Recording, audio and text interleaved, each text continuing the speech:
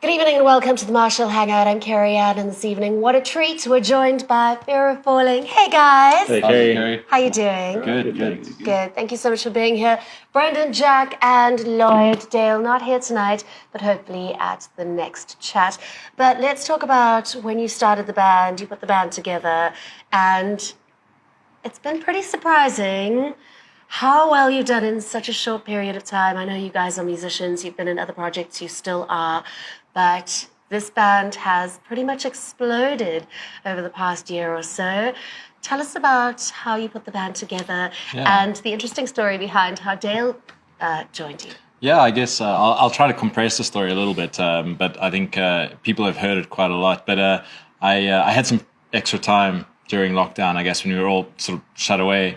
And I guess after a long, prolonged period of time without playing, guitar or picking up an instrument or anything like that, I kind of picked it up again, set everything up again, set my recording equipment up again, and just started sort of writing songs. And I think that was a great sort of start and catalyst to then sort of continuing to write songs and sort of capturing the journey that we were on in lockdown and sort of the emotions that we all felt about it. I know it sounds corny, but every day you'd kind of wake up, you'd be locked in your house. There'd be sort of nothing really else to do. So, I'd start to write tracks, and I wrote probably about 25, somewhere around there. Yeah. Not all of them great, by the way. Some of them were terrible and shocking, and we're still working on some. But I wrote about 25, and I guess I was talking to my brother one day, and I sent him a whole bunch of stuff. And he was saying, listen, I think, just contact somebody. It's worth just taking this, a little bit further. And from there, I contacted Brendon to mix some of it, or Facebook again, like all the music groups on Facebook. So sort of random connection there. Brendon mixed some of it. I sent it to Calvin to have a look at, and I sent him a really nice message on Facebook, I think, and he responded. So he enjoyed some of the tracks. He wrote some of the lyrics for it and the melodies for some of the tracks. We recorded that between the two of us, and then we decided, look, we might as well go to Dale, record 1 or 2 tracks, and see how it goes. And rocked up at Dale, and he loved the tracks. He was trying to get into some sort of heavier music as well, and we recorded 1 track, and he was like, listen, guys, I think we should do this. I think we should start a project. And so that's how it started. And it's just been, we brought Brendon in then to do some of the bass. And we were just sitting around one day, and I think it was Dale who just said, listen, I think this is it. We should do it. We've got something special here. And, I think that's how it all started. It takes us back to the music that I guess we're writing is taking us back to sort of all that nostalgic sort of late 90s, early 2000s rock, and sort of brought back a lot of memories for all of us. And then, it just started like that. It was great. So cool, and such a fun story, and how it's kind of evolved so much in such a short period of time. For those of you who don't know, Jack in the middle there, Jack Atlantic, and Dale is Dale Schnettler from Prime Circle. So I think he's always liked a little bit of a harder sound, and it's kind of like what Cito from Waterbourne's doing with Blood Honey, exploring something else that you kind of want to do as a side project, and you've become so much more than that.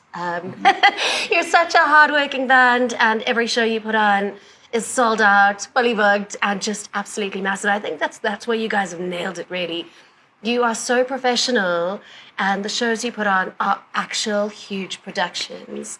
What do you think about that, Jack? Yeah, well, we try. Like I said, the great thing about this band is that we all have experience in the music industry from before, So I've been in the industry a long time as well with my own stuff, and Brendon's done a lot of projects as well. So we've been doing this for a long, long time. So we had that experience come from before, and we knew mistakes we've made in the past, what to do and what not to do. So I think as a band, it really, when it came together with all experiences of ourselves, having someone like Dale in Prime Circle, and Brendon and myself, and obviously Lloyd, it just really came together, and that we were all professional, and we've all been doing this a long time, and it just worked and it gelled, so it was something really magical came out of it. So as we said, you all have done other things, you're still doing other things, but you've learned so much along the way. So let's rewind 10, 15 years. Yeah. What's that one piece of information that you wish you'd had, someone had given you that one piece of advice that kind of would have changed the game for you? Because gosh, when you first start out, it's all fun. But when you're trying to make it professionally as a musician or as a band, there's so many stumbling blocks along the way, which is fun. It's the way you learn and it's the way you grow as a person and as a muso. But advice for those out there who are starting out, what piece of advice do you wish someone had given you? And we'll start with you, Brendon. I like this question. I've gotten this one a couple of times. And I've always said that you have to just do it. Like, get in a band, even if it's like some garage band or whatever, get onto a bill somewhere and just play at a random venue with other bands, and then just playing next to other musicians. You watch them, you learn from them, and it grows you as a musician as well. And vice versa. They'll watch you and then they'll learn something as well. And just sharing information from one musician to another is more than just picking up a book and learning how to play guitar kind of a thing, right? And I think it's a lot of just get as much experience as possible and just actively keep working at it and keep playing. I think playing is just the most that you can do to learn and to get to that, like, the professional state that we like to promote ourselves as. And I think that's just the best advice I can give. Such a great piece of advice, because as we all know, the Beatles played 8-10 hours a day, 8 days a week, if we can say that much. And I think that grew them as musicians, because that's hard going, playing that many hours a day, but they became the biggest band in the world. So great piece of advice. Thank you, Brendon. So talent only gets you so far. You know, I think a lot of guys also are too arrogant and too early when they come into the industry. I still do cover gigs where I can, and I still go and perform where I can, you know what I mean? So I think talent only gets you so far. You have to be kind of humble and extremely hardworking. You can have the greatest song in the world, but there's a lot of other things that go behind it. The music is only a small part of it, actually. It's what happens behind the scenes. The marketing, the hard work, it's being there early, being on time, being professional, treating your sound engineers with respect, saying thank you. You know, basic things like that, I think, gets you a long way in the industry. And without that, it doesn't matter how talented you are, you're not going to get anywhere in this industry. So that's something I really, I believe strongly about. Absolutely. It takes just 1 second to say thank you, but people remember that for many years to come. And they're the ones controlling your sound and lighting and doing your setup. So always say thank you. And yes, talent does only get you so far, because you can have the best song ever, but if you aren't willing to put the hard work and the hours and the promo behind it, then it's a song that only you and your family are going to hear most of the time. That's so true. I think for me, I take a little bit of a different take on it. I was in some shocking bands in like the late 90s and 2000s. I think we all thought that we were awesome. But I think looking back, I listened to some recordings the other day and I was like, wow, that is not pleasant. But who are the people behind you that said, that was so good, Lloyd? Yeah, they probably should have told us the truth back then. but I think something that we didn't do back then, and I think we practiced a hell of a lot, and we were always sort of practicing, but we were so like reticent to take shows or the right show. And I remember getting to a venue once with one of the bands, and there was like, I don't know, 7 people there or something like that. And one of the guys was saying, no, we can't play to 7 people, and we didn't play. And I look back on that moment and think, shit, like, you should just embrace it. Like Brendon said, like, just go for it. Like, embrace it. It's a rehearsal at the end of the day when you've got those gigs, because every band on the planet has played to 7 people. Exactly. And the other thing I would say is, like, don't be afraid to build relationships. Like, just go for it. Like, don't be afraid of it. Like, the worst somebody can say is no. When I sent that message to Jack, the worst he could have said was no. When we asked, Dale, the worst he could have said was no. So, if somebody says no, well, that's okay. Then ask somebody else. So like, and don't be afraid of building relationships. Everybody's just, a person just like you. Just go for it. That's what I would say. That and who knows? There's people probably watching this that could be the next Jimi Hendrix or something like that, and is afraid. So that's what I would say is, take the plunge. Build up your relationships within the industry, make sure that you're present and supporting other, SA acts. And I think that's really important. And just go for it. Awesome. So much great advice in such a short period of time. And these guys have put in the hours. So listen to that advice. It's all incredible. Thank you so much for sharing that too, because I think that's another thing about being in the music industry. Sharing and supporting each other is so huge. And because it's such a small small space in South Africa, I think sometimes artists and bands are a little scared to support others because you're trying to fight for yourself at the end of the day, so you can't blame them either. But I think the more you support and the more you get behind other people, they get behind you, right? 100%. So keep on sharing all of that information, all of the lessons you've learned along the way, and give smaller bands and up-and-coming bands a break like these guys are. You guys are really making such a big difference in the music industry right now, and just well done on the music you're putting out there and all of the accolades in such a short period of time. How many number ones in a year? Yeah, I think it's been 3 now. Yeah. And then, hopefully we'll see where the next single goes. But it's been 3. I think we're hoping for a Sama nomination. That's sort of the next bridge to cross. I guess we're pretty proud of the 2 sort of albums, or the EP and then the album that we put out.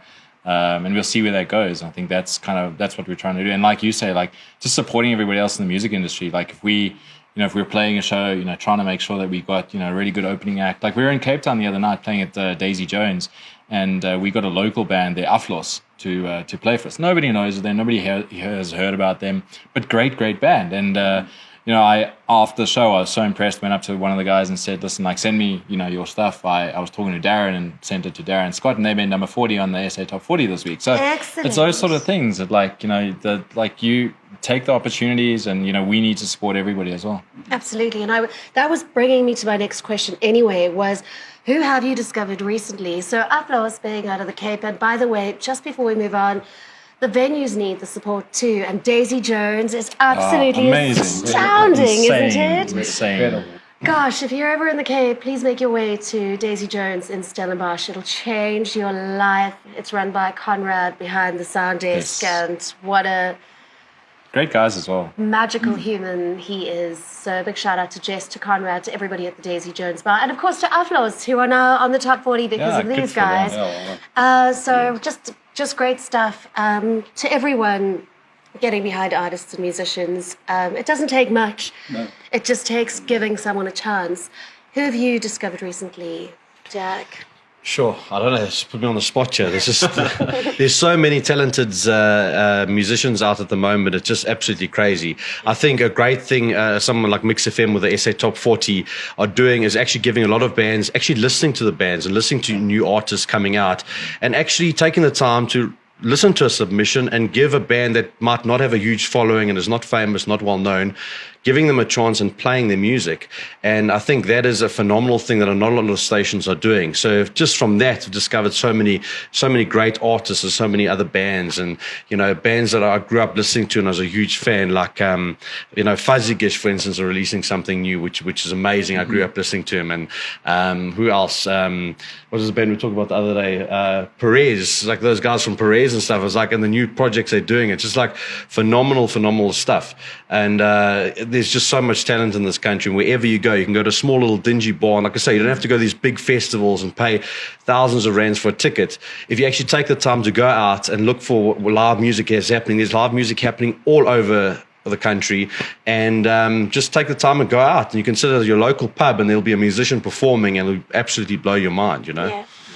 Goodness, well said. Yeah. Fuzzy has got some great new material out. So does Perez, and Matt and Nick are back together. The other guys, unfortunately, busy with other things, but they are possibly going to be called Holiday in the future. So don't forget to follow Holiday as well as Perez, and you'll know what they're up to next. Nick from Perez also has a project out called Son of Old, and he's doing magic stuff. So again, thank you for shining a light on artists that have come back and artists that have still been rocking out 20-25 years later. So big shout out to them. Yeah, I actually reached out the other day to the Finkelsteins. I don't know if you remember that band. Yes, of course. And I put a post up on Facebook. I'm like, listen, man, what happened to this band when I was in high school? I think grade 8 to grade 9.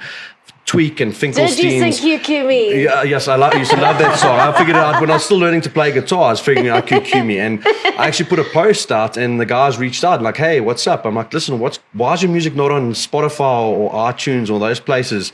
Like, "Oh, they're thinking about it." I'm like, "This is you had to put a comeback tour. People would come because a lot of people remember that band, and they just kind of disappeared." That's basically what Tweak did.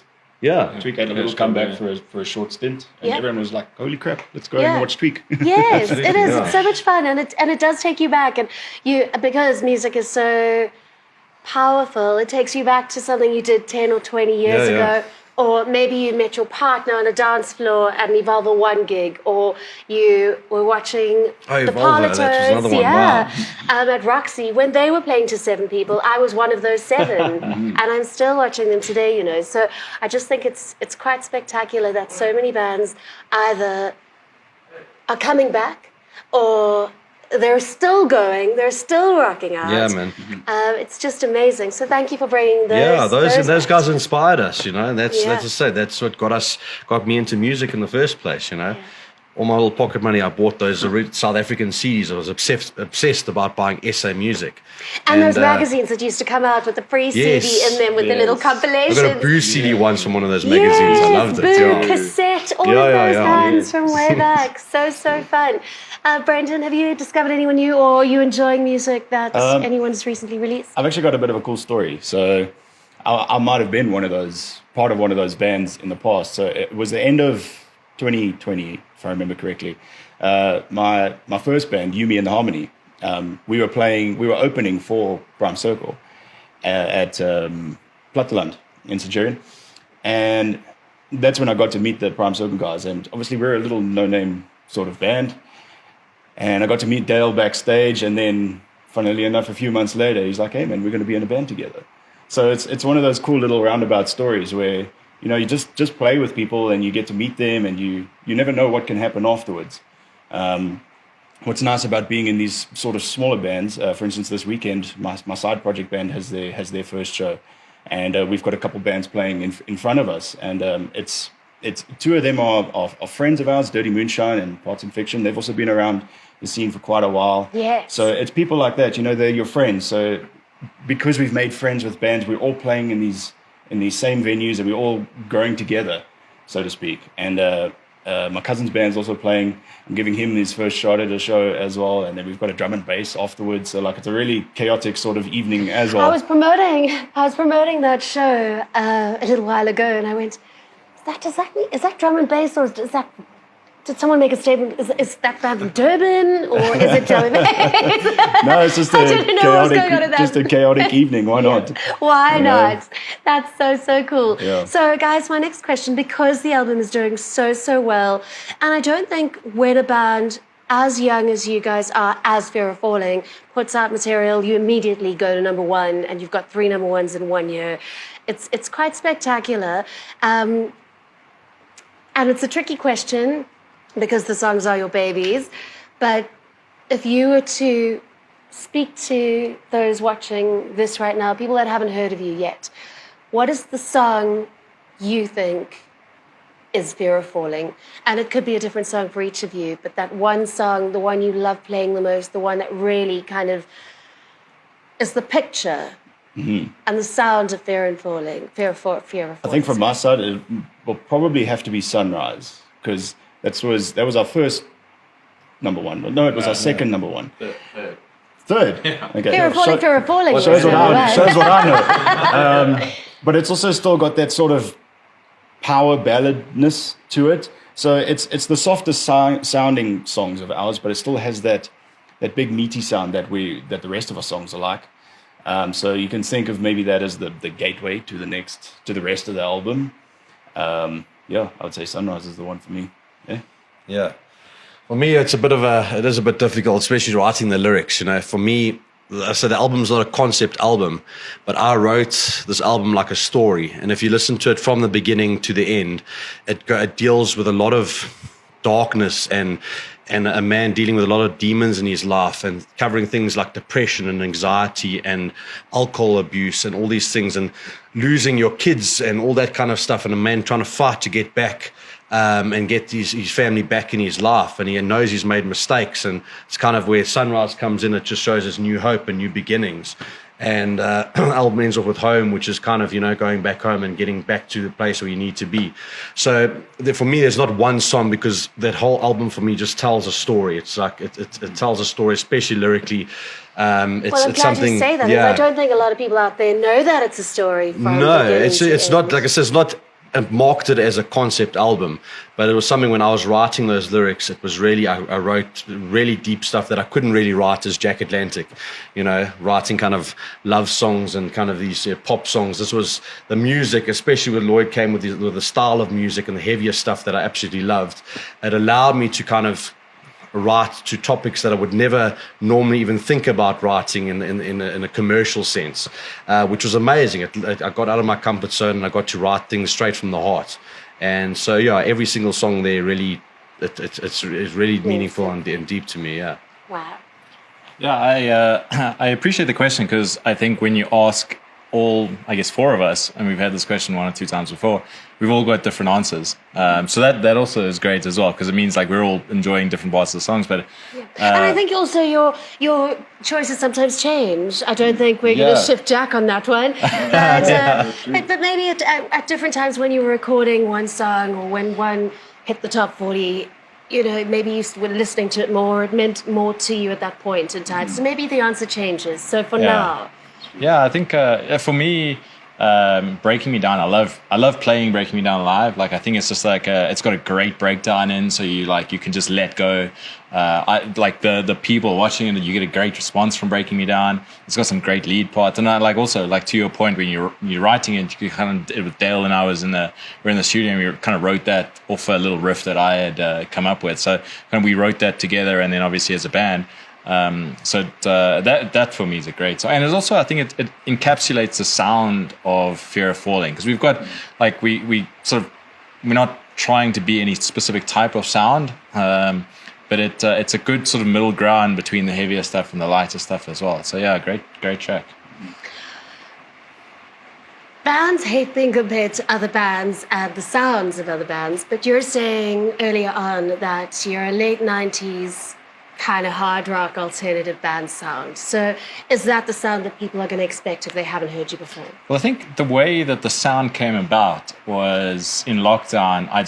I started listening to all the bands that I was listening to back, and so you had some time, started listening to the sort of late 90s, early 2000s, and like that's what I used to listen to. That's what I loved. Bands like Breaking Benjamin, like Seether, Chevelle, all those, like Bad Wolves, like all of that, like really like heavy sort of rock, big guitar, sort of instrumental type tracks with then big vocals behind it, but like sort of in a melodic way. And that was sort of the inspiration that I was taking, and then sort of building on that. So that I think we can easily be compared, and we have been in many sort of interviews and publications to those sort of bands. So I guess you can get that sort of sound from us. But yeah, that for me is kind of, it's a compliment in a way. But yeah, just loving playing that music again. And I think people are loving it as well. It's resonating. They really, really are. You're one of the first bands to be on the Marshall Hangouts. They're very strict on me because of setup and time. But it's great to have you here. We are about to wrap up because the time has come again.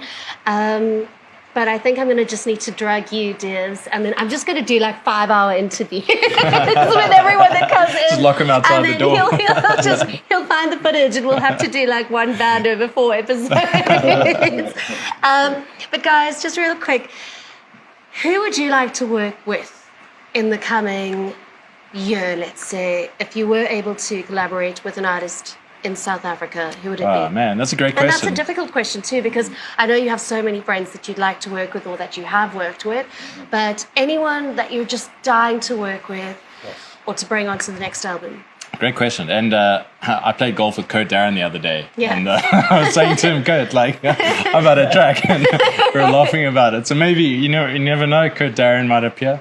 But yeah, we've been pinging a couple of people, and we've had some great response. We're on a few WhatsApp groups with a few other bands, and then lead vocalists and stuff around the country. So it's a project that we're kind of thinking of. We need to find the right track for the right individual on that side. But like, we'd love to work with people. Like, that's something I think that we've spoken about, and like working with, whether it's a known artist, whether it's an unknown artist. Yeah, we'd love to kind of write something with someone. So yeah, collaborations. I think that will evolve in the next album. We'll have a few collaborations in. So yeah, it's something we're talking about. Awesome. Yeah, for me, I think it'd be Springbok Nude Girls, hands down. Gosh. Absolutely. Blue Eyes is my favorite song of all time. Wow. Yeah. Gosh. So that I would love to just share stage with them or even collaborate. But for me, hands down, is Springbok Nude Girls, without a doubt. And another band, as we were talking about earlier, that has just stood the test of time and has so many songs in the top 40 right now and just releasing such great material. Yes, of course. Yes. Yeah, and celebrating 25 years this year, Vonnegut. Almost as old as Almost as old as you. Vonnegut were writing their first album when Brendon was I was born. still calling. That's very cool. I think for me, someone I'd like to write with, also I think Dale we would say the same, as Rob Visser from Man is Machine. Oh, gosh. Because his voice is just What a absolutely voice. incredible. Yeah. I think And what a nice guy, too. And what a fantastic person Yes. as well. Yes. Good friend of mine as well. Just his voice is so incredible. I think if he had to hop onto a nice heavy Fear of Falling song, it would shoot through the roof. I absolutely agree. I absolutely agree. So if you're listening, please watch out for the next Fear of Falling album. It will include hits collaborated with Kurt Darren, The Nude Girls, and Rob from Mad as Machine. I mean, I'd buy that album, and I think you guys are all about mixing it up a little because those answers are excellent and so very different. But wow, what a treat, guys! It's been amazing. Anyone you'd like to send some love out to before we say goodbye? Just everyone that's supporting, coming to shows. Come to shows. We're a live band. We're chaotic on stage. Come and watch us. We always have a great time live on stage. Yeah, just come and support local music for everybody. Awesome. Yeah. Like as Brendon said, the people need to start, lockdown is eased now. You can go and watch live music. A lot of places are safe. All the precautions are there. So just get out and support live music. That's what it's about. Absolutely. If you don't go, that's when venues close down. That's when bands stop performing. Just go out and support live music wherever you can. Doesn't matter who it is. Yes. Yeah. Oh yeah. I think echoing their sentiments as well. Just everybody out there has been so grateful to. We're so grateful to them, rather.